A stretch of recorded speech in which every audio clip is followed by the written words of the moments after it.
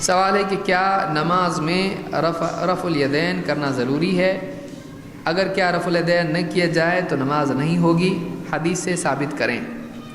دیکھیے، اللہ کے نبی صلی اللہ علیہ وسلم کے بارے میں اللہ تعالیٰ نے فرمایا، قُلْ إِن كُنتُمْ تُحِبُّونَ اللَّهَ فَاتَّبِعُونِي يُحْبِبْكُمُ اللَّهُ وَيَغْفِرْ لَكُمْ ذُنُوبَكُمْ وَاللَّهُ غَفُورٌ رَحِيمٌ۔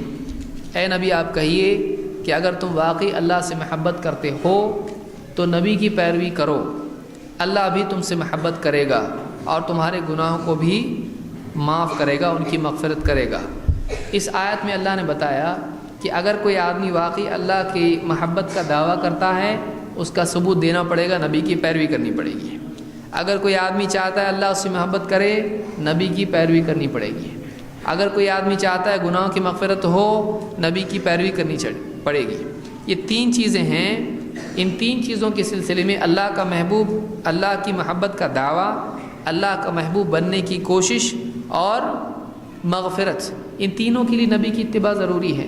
تو اب نبی صلی اللہ علیہ وسلم رفع الیدین کرتے تھے، اب اگر کوئی آدمی نہیں کرتا ہے جانتے بوجھتے، تو اس کا اللہ کی محبت کا دعویٰ کتنا سچا ہے خود غور کرے۔ اس کو اللہ کی محبت ملے گی کہ نہیں ملے گی خود غور کرے۔ اس کے گناہوں کی مغفرت ہوگی کہ نہیں ہوگی خود غور کرے۔ کوئی آدمی نہیں کہہ سکتا یہ اتنا اہم نہیں ہے۔ ایک آدمی نے گھمنڈ کی وجہ سے اللہ کے نبی صلی اللہ علیہ وسلم نے کہا کہ دائیں ہاتھ سے کھا، اس نے کہا نہیں کھا سکتا میں۔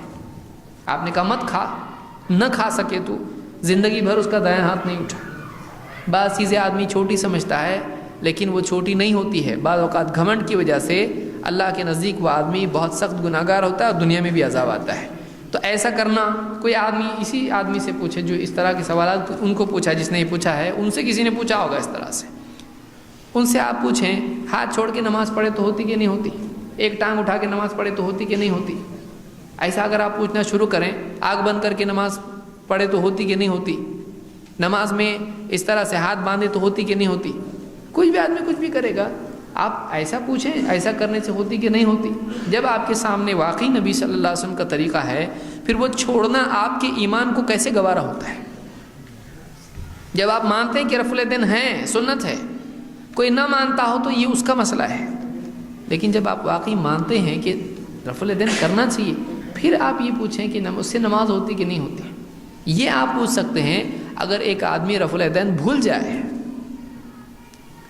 تو پھر نماز ہوتی ہے کہ نہیں ہوتی، یہ ایک الگ مسئلہ ہے، کیونکہ بھول سے نہ سورہ فاتحہ بھی بھول سکتا ہے آدمی، رکعت بھی بھول سکتا ہے آدمی۔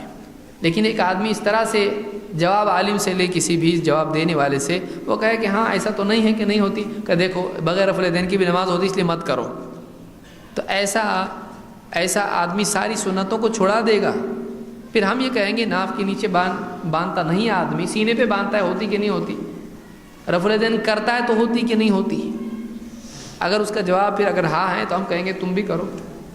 تو اس طرح کے سوالات میں سمجھتا ہوں کہ یعنی دم نہیں ہے۔ اللہ کے نبی صلی اللہ علیہ وسلم کی حدیث سے ثابت کرو، وَصَلُّوا كَمَا رَأَيْتُمُونِي أُصَلِّي، ویسے نماز پڑھو جیسے مجھ کو پڑھتا دیکھتے ہو۔ جو حکم دیا ہے پورا کرنا پڑے گا، حکم پورا نہیں کریں گے گناہ گار ہوں گے۔ نبی کا حکم نہیں ماننے سے کیا ہوتا؟ نیک بنتا؟ نبی کا حکم نہیں ماننے سے گناہ گار بنتا ہے۔ آپ نے کیا فرمایا؟ ویسے نماز پڑھو جیسے مجھ کو پڑھتا دیکھتے ہو۔ کسی ایک صحیح حدیث سے بھی، کسی بھی ایک صحیح صریح حدیث سے، بہت سارے لوگ یہ لفظ استعمال کرتے اس لیے میں اس کو استعمال کر رہا ہوں، کسی بھی ایک صریح صحیح متصل مسند حدیث سے ثابت نہیں ہوتا ہے کہ اللہ کے نبی صلی اللہ علیہ وسلم رفع الیدین نہیں کرتے تھے۔ آپ سے کرنا ہی ثابت ہے، نہیں کرنا ثابت نہیں ہے۔